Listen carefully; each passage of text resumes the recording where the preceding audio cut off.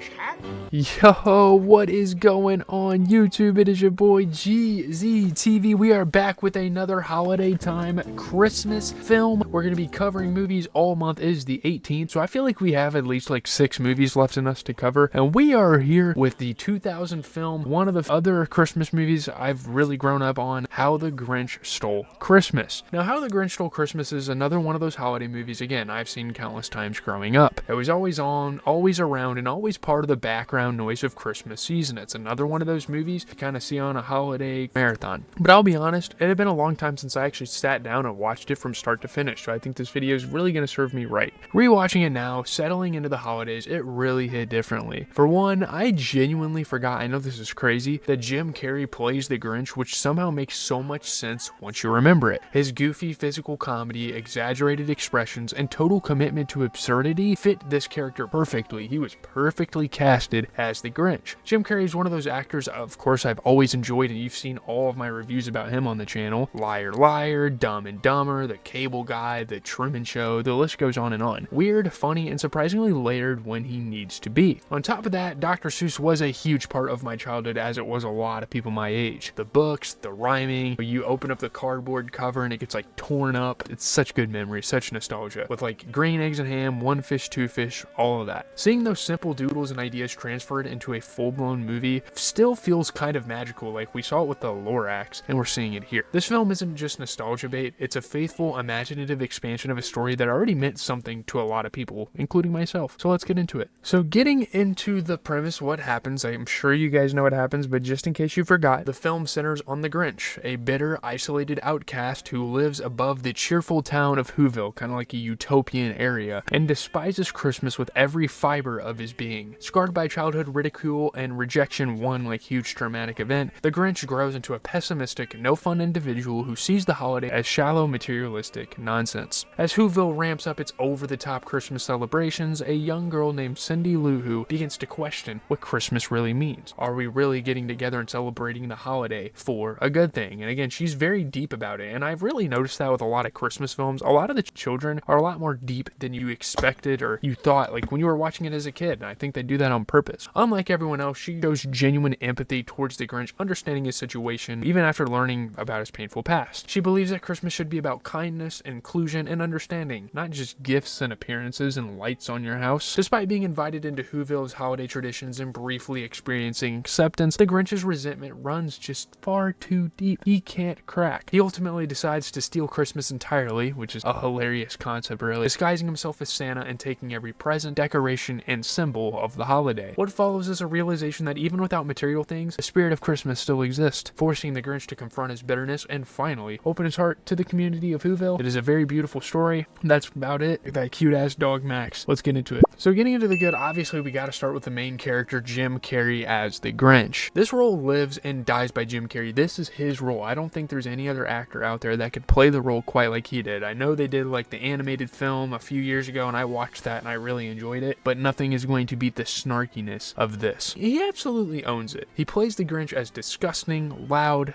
bitter, and ridiculous on the surface, and sure, people are looking at him like this guy has some mental problems, and yeah, to an extent he does, but also he's strangely self-aware and emotionally wounded underneath. Like deep down, he is a being too. They might not be human, I don't know what the hell the Who's are considered, but deep down he is still really one of them. He just came out as an outcast, he was different growing up, and people hated him for it and judged him for it. This is the only way this character should be played. It's very satirical, and I love the nature of that. Cindy Lou Who, of course, is like the second major character in this film, and she is great. I think she's like the heart of this movie. I think she's really what carries the emotional weight of the entire thing and what really carries it forward. She's who convinces the Grinch to enjoy Christmas and come to a resolution, so her character is very important. She's innocent without being annoying, kind without being naive, and although she's not as iconic as, again, I'll compare this to Home Alone a lot because it is obviously a holiday film, she's not a Kevin McAllister, she's not a Macaulay Culkin, and I don't even really know who plays Cindy Lou Who. She didn't really get anything out of this. I'll pop it up on the screen, but still. Her willingness to understand the Grinch, even as a child, is genuinely beautiful, and it gives the story real emotional grounding, and it doesn't seem super realistic for a lot of kids to act like that, but she does it well here. The themes and the message, just overall what this movie is about, for a kid's movie based on a short book that really doesn't say much, this story actually has depth, and there are a lot of life lessons, and sure, Dr. Seuss definitely sprinkles that throughout the book, but this film really just brings it to life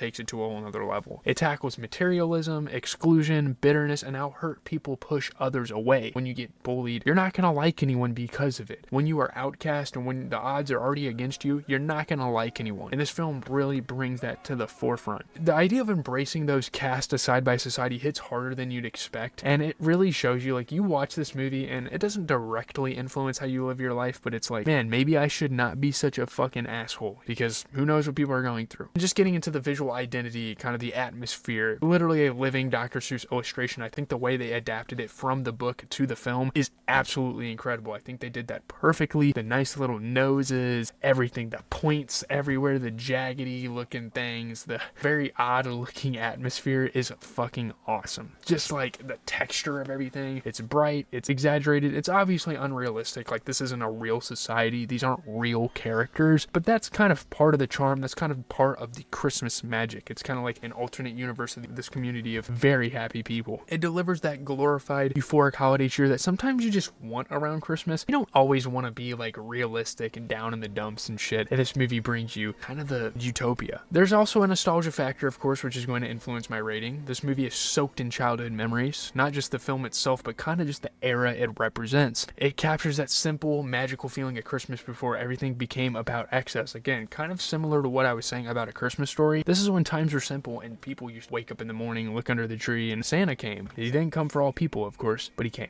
And I just wanted to give a quick shout out to Max. He's obviously like a very minor character in this film, but shout out to him. Absolute legendary part of this film. He also looks like my dog Betty. I'll pop her up on the screen. That makes him even better. That makes it fucking awesome. I think they are the same dog breed, possibly. I don't know. But there's the good. There are a few okay and bad elements. I will say this isn't like a flawless movie. The pacing and the length of it, it's a little long for kind of what it's going for like a holiday cheer, family fun movie. It is a little lengthy. Like an hour 45 is a bit much. I think if you keep it to an hour and a half and less, like A Christmas Story did, I think that's way better. And Home Alone sort of has that issue as well. It is paced really good though. I think what makes up for it being such a long film for what it is the pacing is great, and you are fully engaged into the Christmas spirit all throughout, and you can see both sides of the coin here with the Grinch being pessimistic about it. It doesn't drag at all. Some sequences could have been trimmed, of course, just to save time, but nothing really kills the experience. The tone and the chaos. The movie can be a bit chaotic, loud, overwhelming visually at times, and yeah, it's very much glorified, you know, of the holiday, which is fine. I think that's kind of part of its identity. I think that's kind of part of the creative world of Dr. Seuss. Things that are just kind of out of the norm. The guy had such an imagination as an author,